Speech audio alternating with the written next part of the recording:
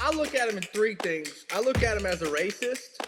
I look at him as a xenophobic. I look at him as a fake, like a fake person.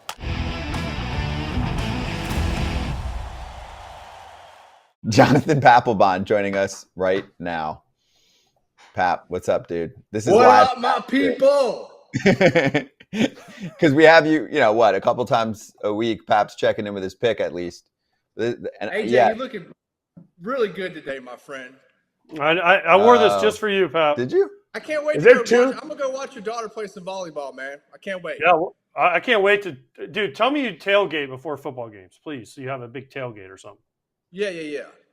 We're all good there, man. All right. When they play Florida, it's on. Okay. All right. That's the deal. I think it's like September 20th, something like that. All right. Pap, the way that AJ is wearing that jersey, it looks like there's 3 T's in state. Is that how you guys spell it down there? No, it's a real intricate process, Kratz. It's the way like you button up your jersey, so you put an extra one that goes over it. You know all about it. We know how to spell Mississippi, though. I know. Ole Miss is such a nice campus. I'm so proud of that there's 2 people that support Ole Miss here. Nice. Yeah, I could say some pretty derogatory things about Ole Miss, but I'm going to save all that for Stephen A. today. Oh, all right. Okay. Hey, Pap, all you got to say to Kratz is, like, when's the last time that Eastern Mennonite fielded a football team? That's it. We're undefeated. Undefeated.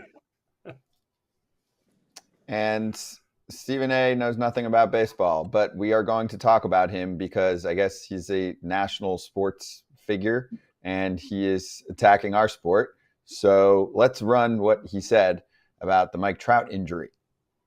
Well, it's driving me crazy. And let me tell you this. Mike Trout is a sensational player when he's healthy. One of the greatest. He really, really is. And I'm a huge, huge fan. But I've grown disgusted with his lack of availability. It makes me question. I know he looks the part. What the hell are you doing to take care of yourself? Always injured. I mean, damn, it's baseball. I mean, what are you talking about here? It's not football. It's not boxing. It's not the UFC. You're not running up and down the court 94 feet basketball for 82 nights a year. It's baseball. Half the time y'all out standing out in the outfield, chewing on pumpkin seeds or something, waiting for a fly ball to come your way. How the hell is he always hurt? I don't understand this. He is always hurt. It drives me nuts when I see baseball players getting hurt. What is it that you're doing with yourself physically that you can't stay healthy? Playing baseball. Now, you get hit by a pitcher, so that's different. I get all of that. But these oblique injuries, you're running around the base and catch a hamstring injury, you're running out for a fly ball and all of a sudden something gets tweaked. What the hell is going on? Now, I think you talked about karma with the New York Knicks. How about this? How about this, doggy? Maybe it's karma for him that he stayed with the Angels. Maybe it's karma with him that he signed with that damn moribund franchise. Maybe he should have went someplace else where you're going to be relevant. And that way, you incentivized to stay healthy so you can play some compelling and interesting baseball that actually matters in September. How about that? That was the worst part there at the end. All right, who wants to start? I'll let Pap start because if I go first, I might lose it. Okay, well, for me, I go all the way. I'm sorry, guys. I go all the way back to, like, okay, who is this guy, right?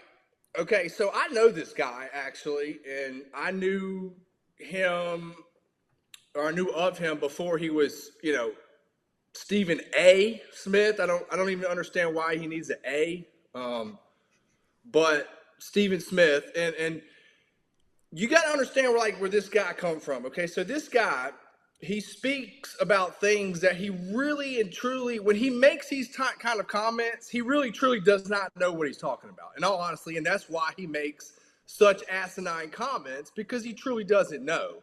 And so when I was in Philly, okay, and Kratz, I think this was probably after you got there. When I was in the Philadelphia clubhouse, we had a traveling secretary, Frank the Tank. You remember Frank, right? Oh, yeah. Well, I got this conversation with him about Stephen A. Smith one day. And I said, well, how come he never comes in the clubhouse anymore? And he says to me, oh, no, we had to kick him out of the clubhouse. I said, oh, really? I said, y'all kicked him out of the clubhouse. I said, well, why did y'all kick him out of the clubhouse?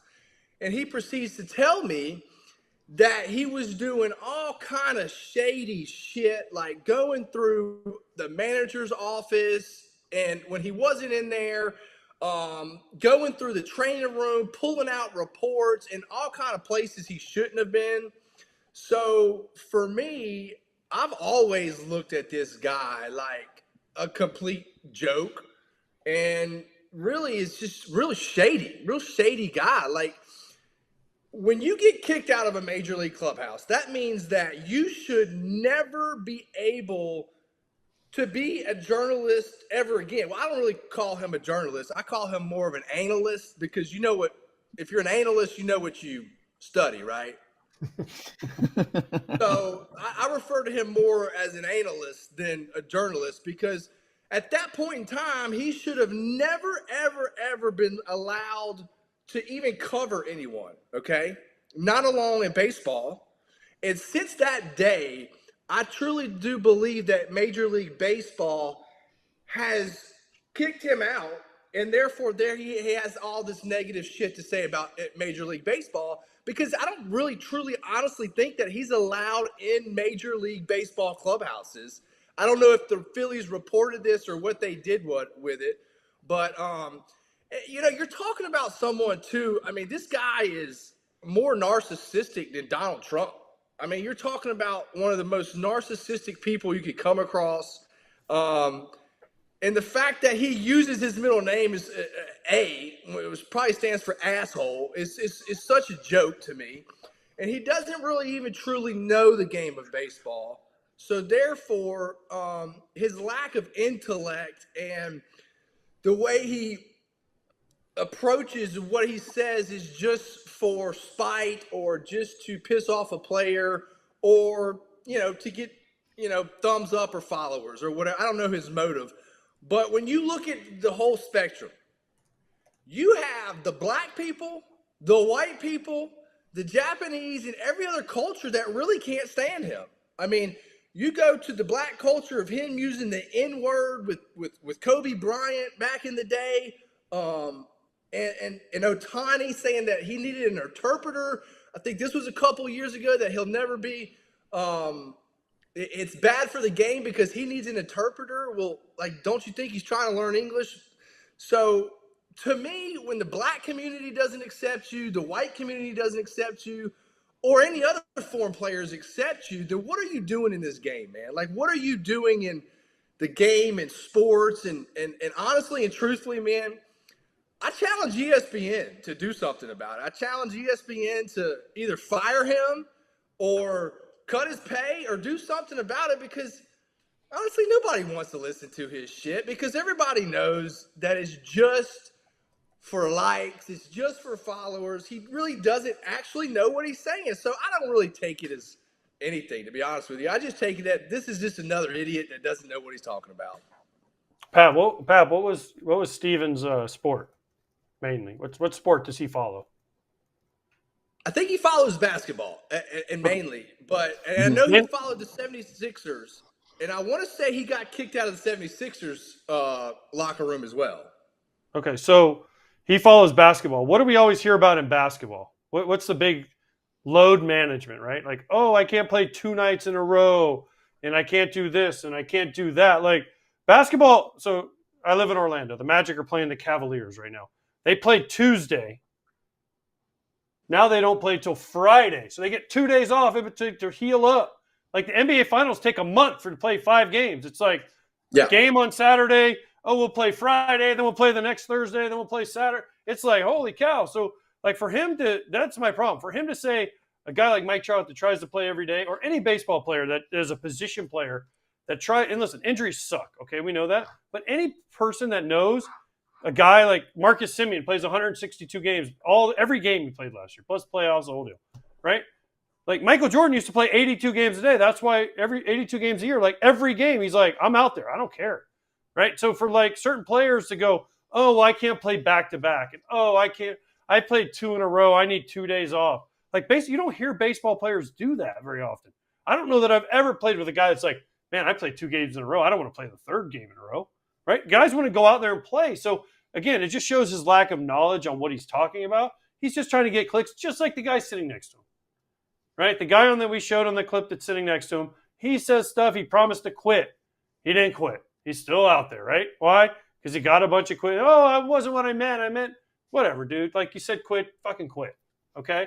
Right? And then Stephen A., like, you don't know baseball. Just don't talk about it. Like, just don't try to be cool. It's just say, hey, it sucks for the game. It sucks that Mike Trout's hurt. He was off to a great start, but you don't need to go on a diatribe about, oh, well, I don't understand. Baseball players are soft. Dude, you have no idea. You have no idea. Yeah, Try to hit a AJ, baseball one time. He's got no chance.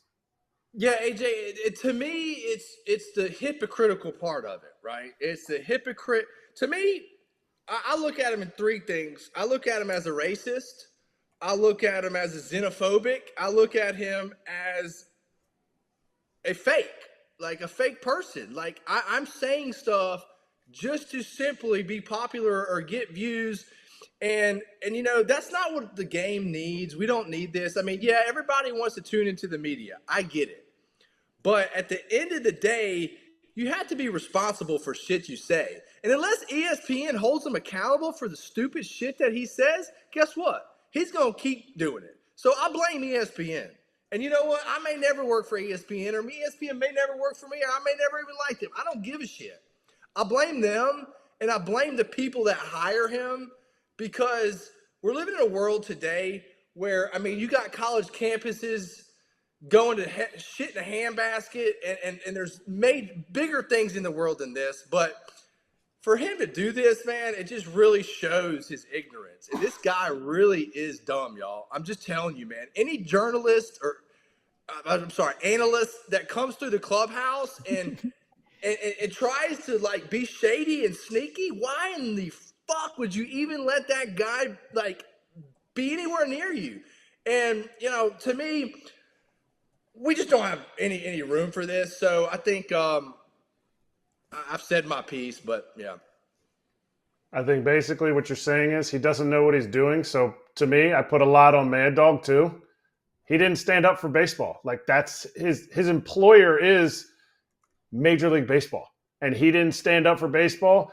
And if either one of them had actually seen the interview, was it a week ago? Was it a week ago Friday, or was it 2 weeks ago Friday?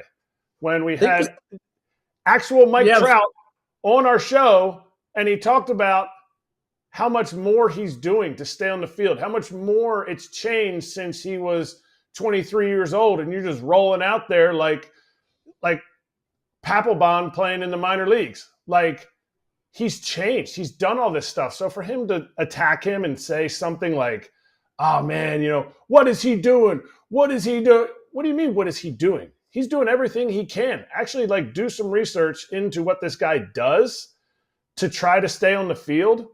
And it was but Kratz, that's the thing. That he doesn't do research, man. This dude does not do research. Okay, this dude does not know what he's talking about. He just says the most asinine shit that he could think of because he thinks that, oh, that's going to get likes and people want to watch me. Well, like I said earlier, man, and you hit on a great point, man. Mad Dog. Man, fuck him. I ain't got nothing for him anymore either, man. Like, he pissed me off, man. Like, I've never really liked that guy anyway. I think they should go in bed and sleep together. Well, all right. I got 2 things here. Number one, they are showmen. They know what they're doing. Like, people in those roles that are, you know, the national talking heads, like, it's not for an analysis. It is just, it's like a stand-up act. That's how most of it is. But it does entice a certain audience. Like, there's some people that just, for some reason, enjoy that. I mean, Skip Bayless has been in this group for years. Everyone hates him. They can't stand listening to him. And I'm like, but it's not even talking about him. You can talk about someone. But if you're actually watching his show, you are supporting that person. So I'm like, it's that simple. If not one single person on the planet consumed that person's content, they would not have that job, I promise you. So that is part of the problem there with them. My other question just was, is there anything else we can learn about the clubhouse? Because, I mean, that's unique. I mean, we've all been in clubhouses a ton. I don't know if I've ever heard of someone getting kicked out of a clubhouse. Have you? Have you ever Yeah, come I mean, across? I've heard of like a fight. I think maybe. I remember when we were in Chicago.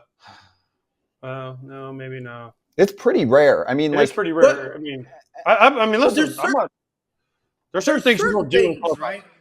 There's certain things. Like when you go into a major league clubhouse, right? There's a certain respect. There's a certain way you go about it. And there's a certain like, okay, hey, we're all working together here. I know you're our beat writer. I know you need the story. I know you have to ask the hard questions. I'm willing to answer the hard questions. But man, when you go cross the line of where like now you're doing like shady shit, and believe me, I don't want to say that I'm 100% right on this, but once the news got into baseball, what he was doing when he was covering the little bit of baseball he did back in the day, that's why he doesn't cover baseball anymore. I'm pretty sure because, all clubhouses talk. We all know that, right? Like the Major League Baseball family, if you're a shitty teammate, you can't hide it. If you're a shitty person, you can't hide it. And so I think that's the main reason why he got out of baseball and now very rarely speaks about it and knows nothing about it. Hey, everybody. Be sure to like and subscribe for more content.